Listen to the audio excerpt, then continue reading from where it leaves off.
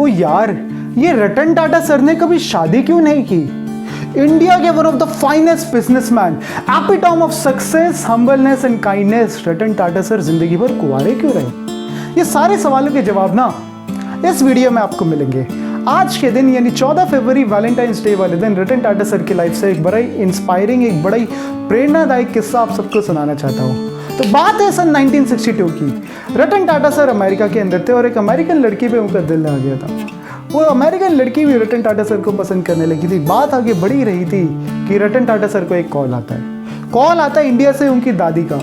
उनकी दादी उन्हें बताती है कि उनकी तबीयत ठीक नहीं है। अब रतन टाटा सर के हम फ्लैशबैक में जाएं तो रतन टाटा सर छोटे से थे तो उनके पेरेंट्स का आपस में डिवोर्स हो गया था। उन्होंने अपना पूरा बचपन दादी जी के साथ बिताया था। दादी जी की तबीयत का सुन के उनको बड़ा आहत हुआ। उन्होंने अपनी गर्लफ्रेंड को बोला, मैं अब अमेरिका छोड़ के इंडिया वापस जा रहा हूँ, आप भी वहीं पे आ जाना, वहीं हम शादी करेंगे।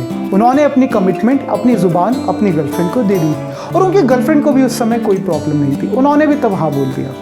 अच्छा, अब रतन टाटा सर अमेरिका आ गए, अपनी दादी की देखभाल करने लगे, लेकिन उनकी गर्लफ्रेंड अभी तक नहीं आई। रतन टाटा सर थोड़ा सा बेचैन हुए। उन्होंने अमेरिका कॉल लगाया तो उन्हें पता लगा कि उनकी जो गर्लफ्रेंड है उनके पेरेंट्स अभी इंडिया भेजने के फेवर में नहीं है। ध्यान दीजिए, ये बात है 1962 की। उन दिनों इंडिया और चाइना में वॉर चल रही थी। तो इंडिया चाइना वॉर की वजह से उस गर्लफ्रेंड के पेरेंट्स होते हैं, चाहे इंडियन हो चाहे अमेरिकन, अपनी बेटी को लेके कंसर्न थे। उन्होंने इंडिया भेजने से मना कर दिया। तो रतन टाटा ने थोड़े टाइम वेट किया, लेकिन उसके बाद फिर से कॉल किया तो उन्हें पता लगा उसके पेरेंट्स ने उनकी गर्लफ्रेंड का विवाह किसी अमेरिकन लड़की के साथ करा दिया है और उनकी गर्लफ्रेंड ने भी इस विवाह को मंजूरी दे दी है। ये बात सुन के रतन टाटा सर को बहुत बुरा लगा, बहुत आहत हुई। अब ऐसी सिचुएशन में हमारी जनरेशन के लड़के होते तो क्या करते? दो ही चीज़ें करते, या तो पहली चीज़ देवदास बन जाते, या दूसरी चीज़ सख्त लौंडा बन जाते हैं ना, कि और किसी लड़की से बात नहीं करनी, उसके बारे में गलत गलत बातें बोलनी है, बैड बिचिंग करनी है उसके खिलाफ, है सोशल मीडिया पे गलत गलत ज्ञान देने लोगों को। यही करते हैं हम लोग तो। लेकिन ये है हमारे रतन टाटा सर। रतन टाटा ने बड़ी कमाल की बात बोली दोस्तों। रतन टाटा सर ने बोला, मैंने अपनी ज़ुबान उस लड़की को दी है, मैंने अपनी ज़ुबान दी है कि मैं तुझसे शादी करूँगा। अब दुर्भाग्यपूर्ण में उससे शादी नहीं कर सकता तो मैं ज़िंदगी भर कभी शादी नहीं करूँगा। I am going to honour my words. जी हाँ दोस्तों, ऐसे हैं हमारे रतन टाटा।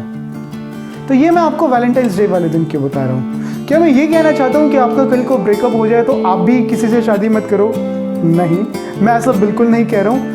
ऐसा तब तक मत करना जब तक आपके पास रतन टाटा सर जैसी विल पावर ना हो, वरना पत्रकार पोपटलाल बन के रह जाओगे। तारक मेहता में आता है ना। तो आपको क्या करना है दोस्तों? मैं आपको क्या समझाना चाहता हूँ इस वीडियो के थ्रू? ये दो शब्द हैं, कमिटमेंट और लॉयल्टी। ये दोनों शब्दों को ना समझना बहुत ज़रूरी है। जब भी हम कमिटमेंट की बात करते हैं, जब भी हम लॉयल्टी की बात करते हैं, तो उसका मतलब सिर्फ ये नहीं होता कि आप दूसरे इंसान के साथ कितना कमिटेड हो। इसका मतलब ये भी होता है कि आप अपनी दी हुई ज़ुबान के साथ कितना कमिटेड हो। ध्यान से समझिए एक बात। हमारे साथ क्या होता है, जब भी हम किसी के साथ रिलेशनशिप में होते हैं तब तो हम उससे बड़ी अच्छी अच्छी बातें कर रहे होते हैं। बाबू, सोना, बेबी, तू मेरी दुनिया है, तू मेरी जान है, तो मैं तुझसे बहुत प्यार करता हूँ। लेकिन जैसे ही ब्रेकअप हो जाता है, सारा प्यार एक नफरत में बदल जाता है कि नहीं? जितना हम उससे पहले केयर कर रहे होते हैं, उतना उसके बारे में बैड बिचिंग करना स्टार्ट कर देते हैं, उसके बारे में गंदा बोलना शुरू कर देते हैं। ऐसा नहीं करता दोस्तों। जब आप रिलेशनशिप में थे, आपने उसे एक ज़ुबान दी थी कि मैं हमेशा तेरी हैप्पीनेस की केयर करूँगा।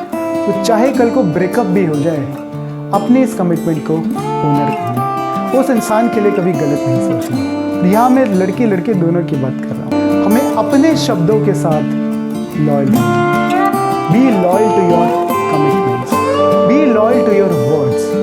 That's called integrity. समझे?